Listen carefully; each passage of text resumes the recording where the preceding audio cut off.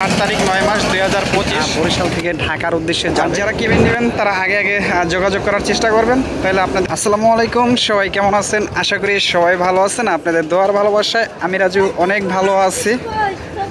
চলে আসলাম বরিশাল লঞ্চ ঘাট। আজকে বরিশাল থেকে ঢাকার উদ্দেশ্যে আছে চারটা লঞ্চ। 4 তারিখ 9 মাস 2025। এই সাইডে প্রথমেই আছে মানামি, দেখতে পাচ্ছেন। মানামিও কিন্তু ঢাকার জন্য প্রস্তুত আছে। সুন্দরবন 16, আর সুন্দরবন 16 কিন্তু ঢাকার জন্য প্রস্তুত। আর এই সাইডে আছে সুন্দরবন 16-র পাশাপাশি কিন্তু আছে পারাবাত 18।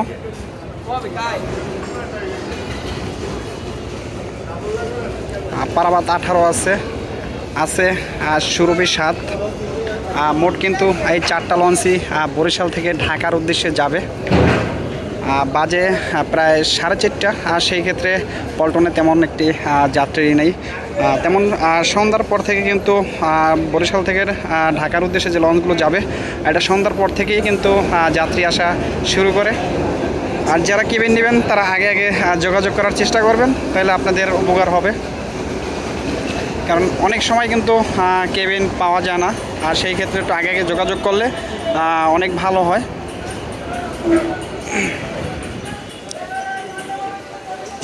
আর এই সাইডে কিন্তু আরেকটা লঞ্চ আসে, সেটা হলো আপনার ফতুল্লা চাঁদপুরের উদ্দেশ্যে। ঝালকাড়ি থেকে সাইরা তারপরে কিন্তু এখানে আসে। এখান থেকে কিন্তু যাত্রী নিয়ে কিন্তু ফতুল্লা চাঁদপুরের উদ্দেশ্যে রওনা দেয়। প্রায় দিনে কিন্তু 9টা বাজার আগে এখান থেকে বরিশাল থেকে ছাড়ে। ঝালকাড়ি থেকে আসে, আইসা আধা ঘন্টা 1 ঘন্টা থাকে, তারপরে কিন্তু এখান থেকে আবার চলে যায় ঢাকার উদ্দেশ্যে।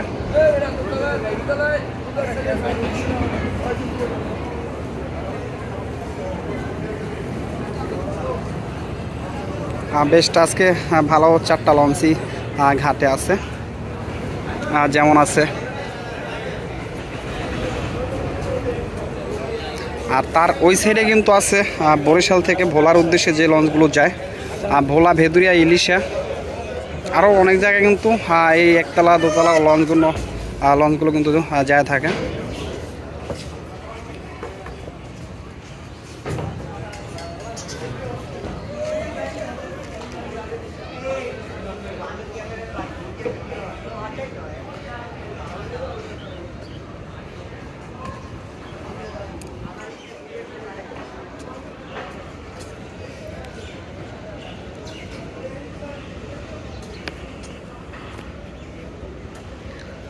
এই সাইডে এখান থেকে সকাল থেকে আপনি সারাদিন ঘন্টায় ঘন্টায় ভোলার উদ্দেশ্যে লঞ্চ পাবেন। যারা একটু নিচে যাবেন তারা 20 থেকে 30 টাকা কম পাবেন, আর উপরে গেলে 20-30 টাকা একটু বেশি লাগতে পারে।